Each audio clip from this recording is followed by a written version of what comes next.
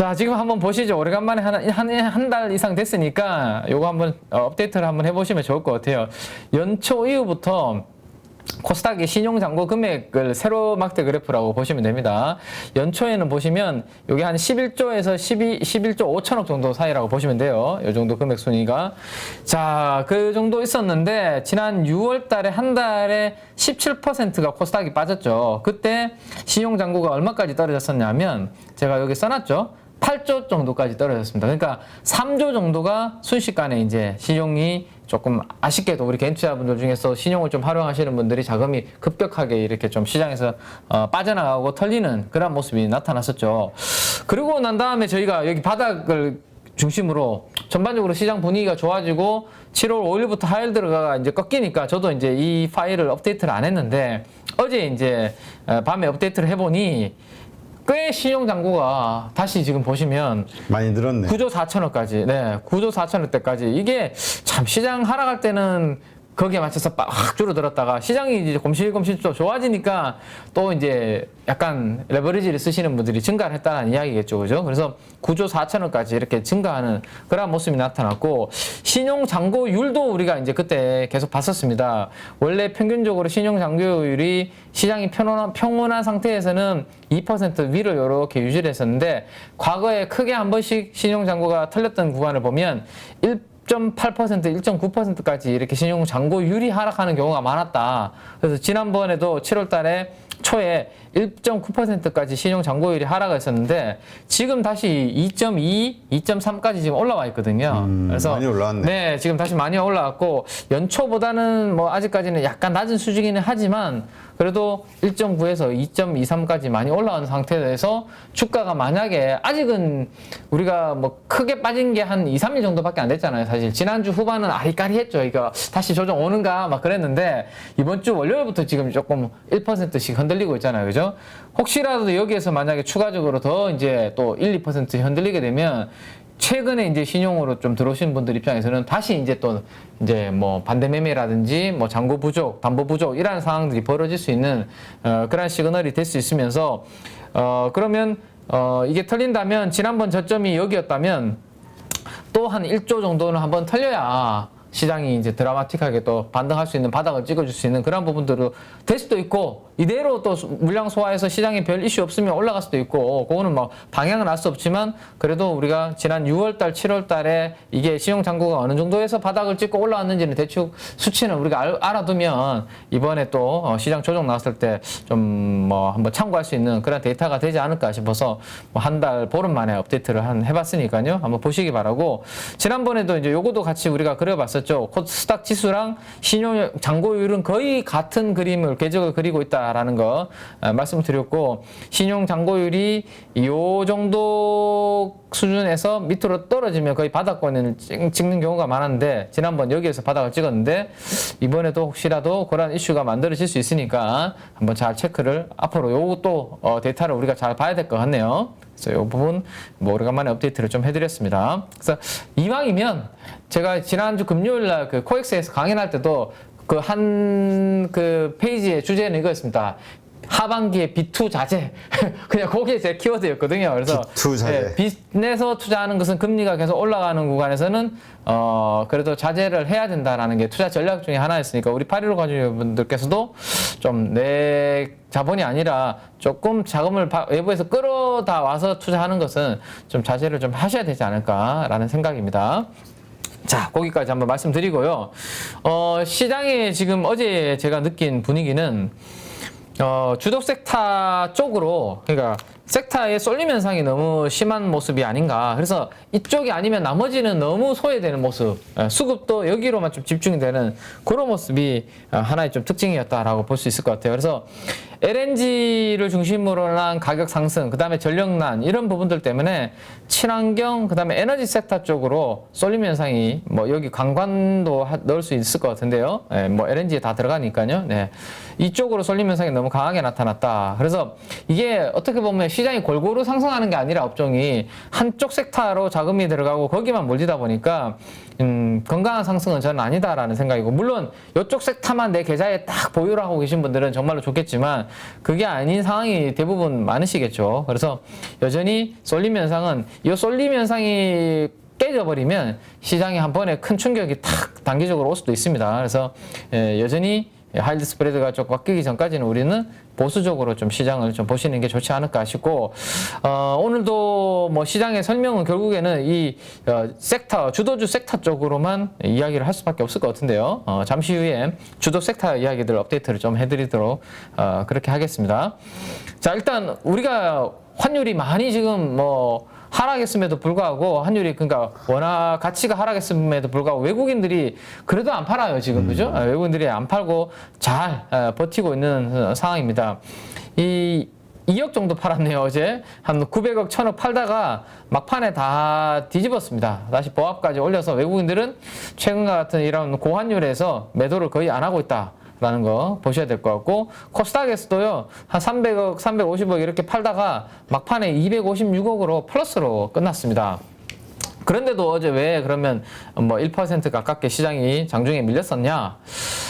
저는 계속 저도 같은 기관 소속돼 있다고 우리 대표님께서도 이야기하시지만, 기관들이 왜 이렇게 플레이를 하는지 저는 잘 이해는 안 되는데, 네, 어제도 투신에서 340억, 상업펀드, 연기금 다 어제 또 매도를 했어요. 그러니까. 네, 이게 좀 시장이 하락을 하고 뭔가 좀 똘똘한 종목들이 보이고 뭐 싼 주식들이 보이면 기관들은 좀 사면 되는데, 기관들은 뭘 기준으로 지금 매매하는지 잘 모르겠는데 아무튼 기관들이 뭐 계속 수급이 안 좋아요. 그래서 제가 사실 외국인은 지금 거의 3주 가까이 네. 사고 있거든. 네네, 그렇죠. 네. 네. 그래서 어제 이제 쇼커버 이야기를 하셔서 그 관련된 자료가 있나 싶어서 조금 찾아보니까 유안타였나 자료가 하나 나온 게 있는데, 공매도 쇼커버 비중은 크지 않고 LG 에너지 솔루션 정도만 약간 그 쇼커버 물량이 외국인 수급이 좀 들어온 거 있고, 나머지는 시장 전체적으로 쇼커버 관련해서 매수가 들어오는 것은 비중이 거의 크지 않다라는 게 어제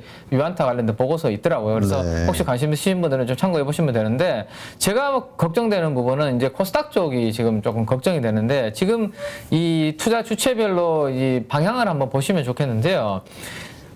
가장 이제 좀 스마트하다는 상업펀드도 지금 지속적으로 지금 매도를 계속 하고 있고, 뭐 우리 월급으로 계속 내고 있는 저 돈을 기금, 연기금 운용을 하고 있는 연기금도 지금 계속해서 비중 줄이고 있고, 투신도 펀드에서 자금 빠져나가니까 다 팔고 있고, 개인들만 지금 코스닥에서 열심히 지금 사고 계시거든요. 우리 개인 투자분들만. 이러면 이제 외국인들이 조금 어느 정도 추세적으로 들어와줘야 되는데, 코스닥에서는 외국인들도 약간은 그래도 샀다 팔았다를 반복하다 하고 있다 보니까, 이게 어느 순간에 확 외국인들이 만약에 매도 쪽으로 분위기를 확 잡아버리면 기관과 외국인들이 다 매도가 나오는 날에는 순식간에 한번 크게 흔들릴 수도 있는 그런 부분들이 저는 좀 걱정이 된다. 그래서 이 기관들이 좀 돌아서 줘야지만 코스닥이 좀 안정을 좀 찾을 것 같은데요. 그 부분이 오늘은 좀 어떻게 만들어질 건지 또 한번 우리가 봐야 될 것 같아요. 근데 그 파는 이유가 그러니까 그냥 지금 펀드 환매라든가 그 어쩔 수 없이 본인들도 그렇죠. 수밖에 없는 네네. 상황이라 그러면 또 그런데 이게 뭔가 리스크에 대비해서 현금 확보를 하는 거라면은 이게 시장을 좀 안 좋게 본다 이렇게 볼 수도 있는 거죠. 그렇죠. 네, 우리 8.15 방송을 뭐 매니저들도 출근하시면서 보다가 야 8.15에서 보수적으로 투자하라고 하는데, 그러면 펀드에 현금 비중이 조금 늘려놔야 되는 거 아니야? 뭐 이럴 수도 있는 거죠. 그럼 우리가 기관을 위한 방송을 따로 해야겠군요. 기관들 리딩 방송. 네. 고고 삽시다. 기관들 투자용 방송 따로 하고, 그것도 괜찮네요. 혹하게 만들어 놓고. 네. 아무튼 오늘 살 수밖에 없는 세 가지 이유. 네, 기관들도 사실 뭐 여러 가지 매크로 지표들을 볼 거니까 당연히 뭐 유로화라든지 이런 방향들 보고 야 당분간 싸늘하 하겠는데 싶어서 그런 부분 미리 리스크 관리하는 부분도 있겠죠. 예.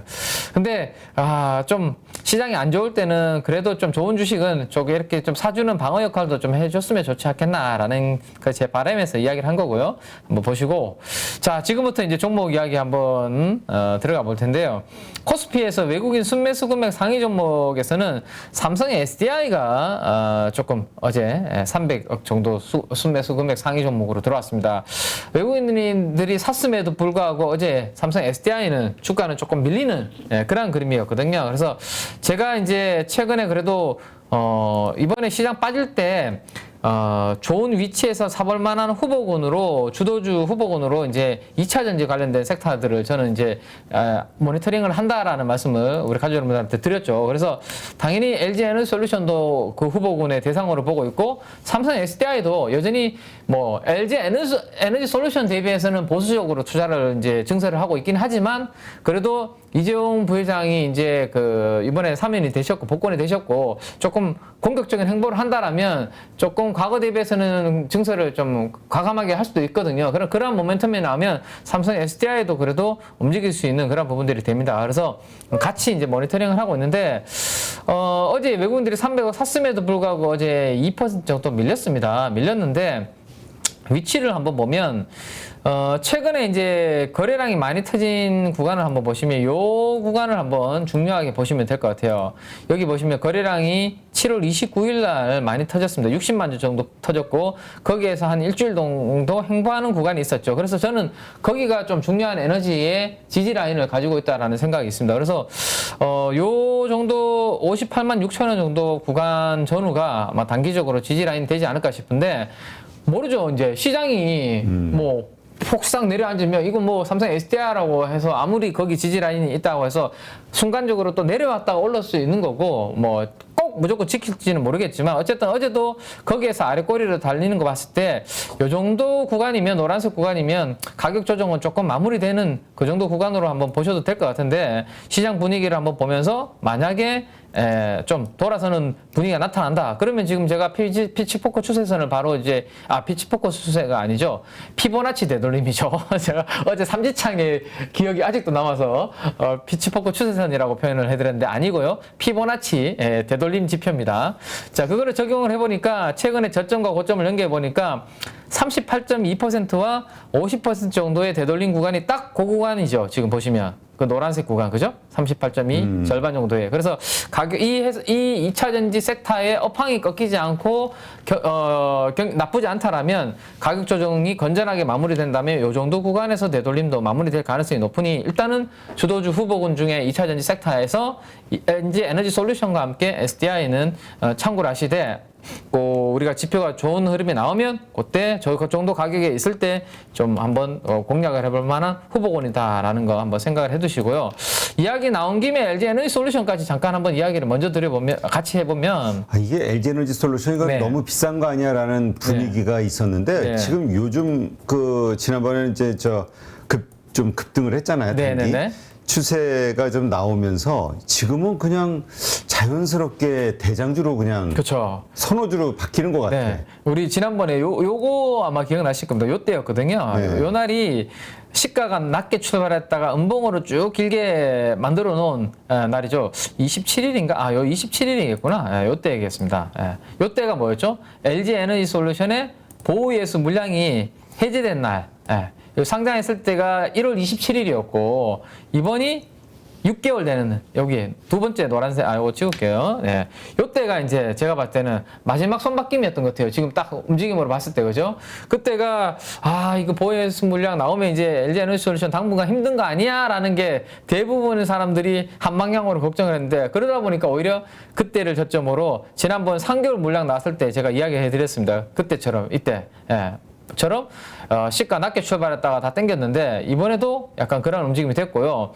이게 지금 분위기는 가격의 밸류에이션도 약간의 밸류에이션은 부분이 있지만 어쨌든 IRA 법안과 관련해서 가장 수혜를 볼 수 있는 회사는 미국 내에서 증설을 공격적으로 하고 있는 회사가 가장 수혜를 볼 수밖에 없기 때문에 지금 SDI하고 LG 에너지 솔루션의 최근의 에너지를 한번 보시죠. SDI는 주가가 최근에 조금 많이 하락하는 느낌이지만 LG 에너지 솔루션은 그렇게 강한 가격 조정을 지금 안 받고 있는 이유가 이게 시장 분위기만 좋으면 IRA 관련된 법안 수혜주로서 돌아설 수 있는 그런 에너지를 내포하고 있기 때문에 그런 모습을 보여주고 있거든요. 그래서 근데 조금 신규로 들어가시는 분들 입장에서는 저는 가격 조정을 조금만 더 받았어요. 가지고 계신 분들한테는 죄송하지만 한 5% 정도? 10%까지는 아니고 이번에 매크로 관련된 이슈로 저는 한 5% 정도만 좀 흔들려주면 좀 더 매력적인 가격으로 우리 815 가족분들이 신규로 들어갈 수 있는 자리를 줄 것 같은데 아직 뭐 매크로 관련된 이 불확실성이 끝난 거 아니니까 한번 기다려보고 그 이야기는 제가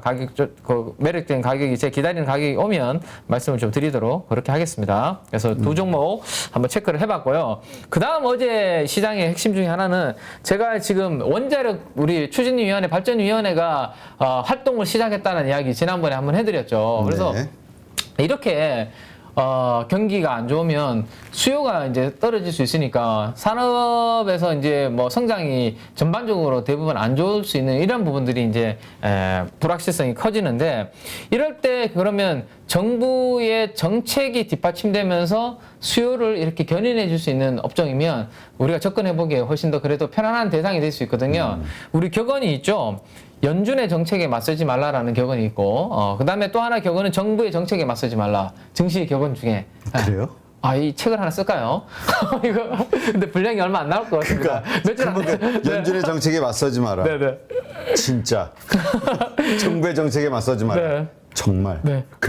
꼭 기억하십시오. 이러면 이제 끝나는 거죠. 근데 과거에 우리 투자를 조금 길게 해보신 분들은 아마도 경험을 많이 하셨을 거예요. 정부에서 정책적으로 밀어주는 것은 이거는 꽤 센 테마가 될 수 있거든요. 물론 그 테마가 우리나라만의 테마가 아니라 글로벌 트렌드가 되면 훨씬 더 길게 추세적으로 상승하는 경우가 많은데 어쨌든 이렇게 경기 침체로 인해서 산업의 수요가 부진할 때는 정부 정책이 이렇게 쏠리는 쪽 수요가 견인될 수 있으니까 한번 봐야 되는데 거기가 이제 원자력 쪽이죠. 우리나라에서는 지금 원자력 쪽 사랑을 보여주고 계시니까요. 그래서 원자력 쪽에서 어쨌든 원자력 발전소에서 주기기를 설계하고 납품을 가장 오래 해온 회사가 두산중공업이죠. 두산중공업. 근데 두산 에너빌리티로 이름을 이제 바꿨고요. 어제 외국인들이 210억 정도 순매수를 했습니다. 근데 이제 두산 에너빌리티뿐만 아니라 어제 원자력 관련주 전반적으로 어제 그래서 다 강한 모습을 보였습니다. 근데 우리 가족 여러분들이 가장 편안하게 하시려면 대형주죠. 시가총액 1조 이상의 원자력 관련주 있죠. 두산 에너빌리티. 그다음 있죠? 한전 KPS.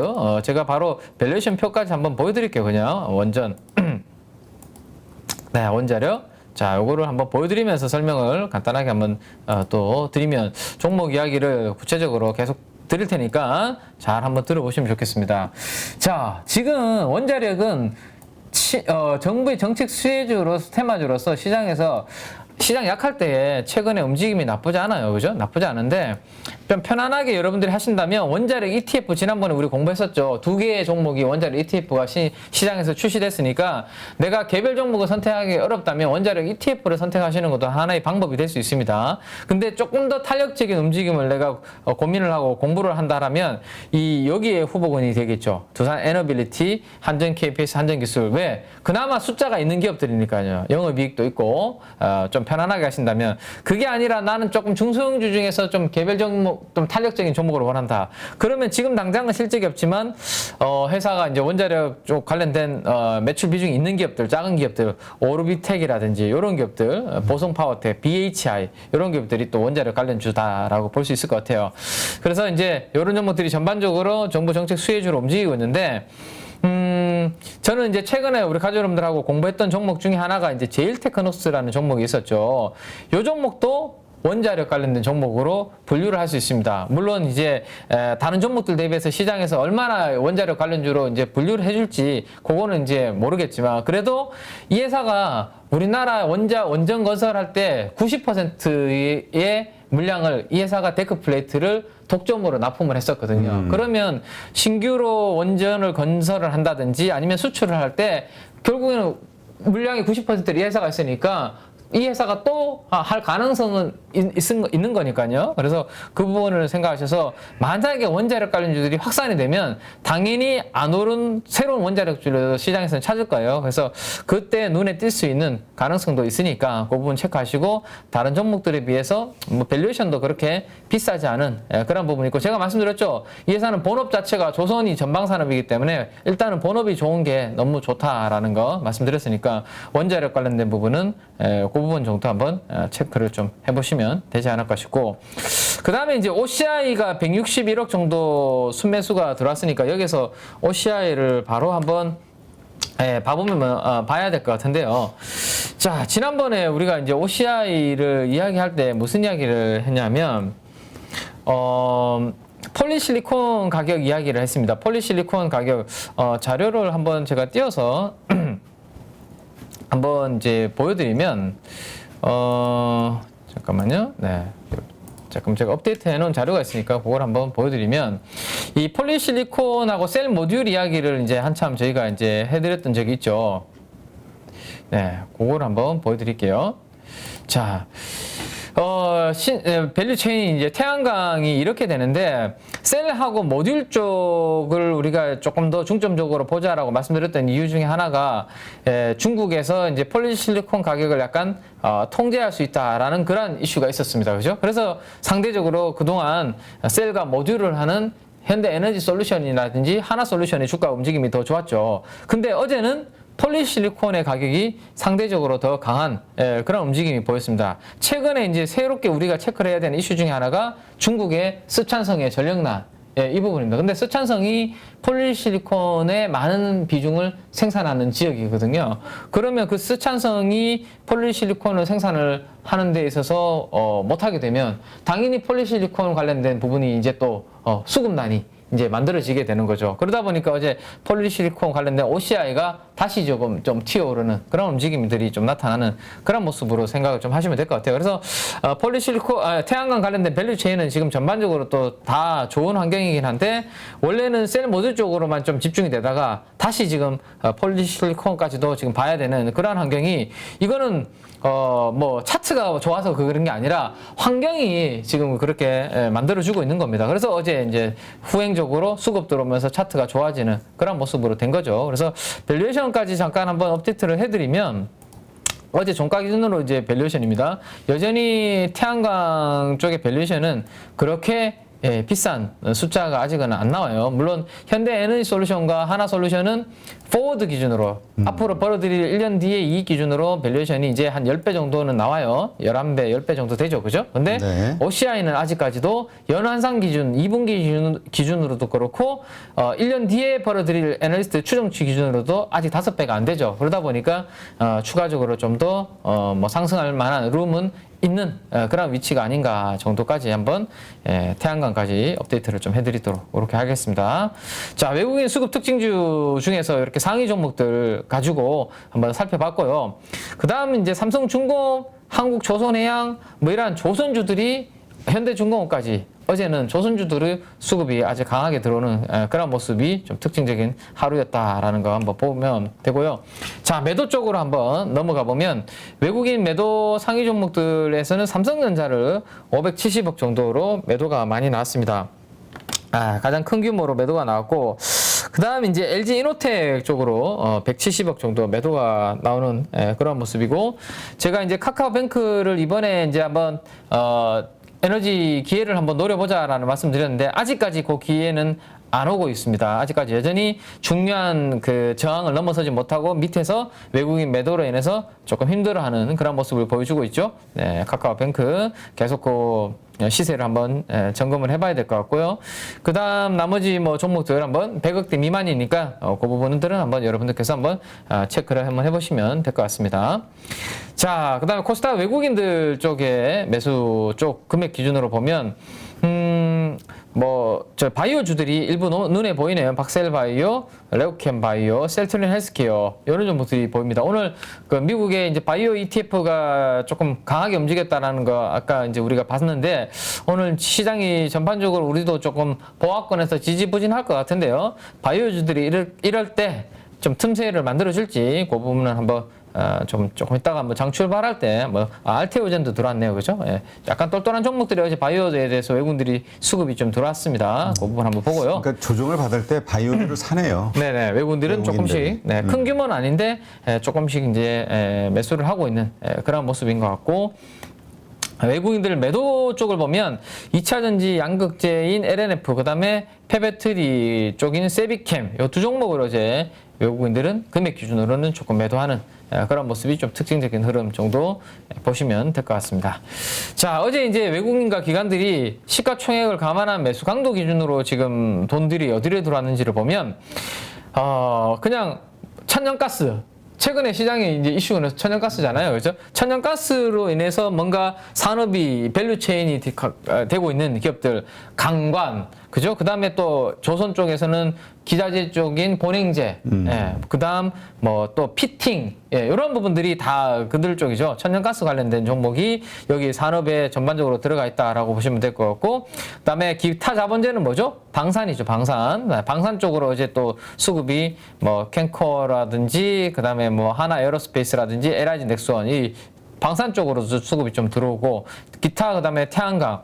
비철금속은 최근에 이제 제가 재련할 때 전기가 엄청나게 많이 이제 들어가야 되는데 유럽 쪽에 전력난 때문에 공장들이 못 돌아간다는 이슈 말씀드렸잖아요. 그러니까 또 알루미늄 공장도 지금 이제 가동을 중단하고 줄이는 그런 이야기들이 나오더라고요. 그래서 어제 우리나라 알루미늄 관련주들도 수급이 좀 들어오는 모습이었거든요. 기관과 외국인들이. 네. 그래서 비철금속도 이렇게 들어오는. 그래서 최근에 그 관련된 섹터로 수급은 집중이 되고 있다. 그래서 주석 섹터 외에는 자금이 안 들어오는 쏠림 현상이 상당히 심화되고 있는 그러한 상황 보시면 되겠습니다. 누구나 1시간 안에 200개 종목에서 좋은 종목을 고를 수 있는 그런 능력을 배양할 수 있도록 제가 도와드리려고 그렇게 하고 있습니다.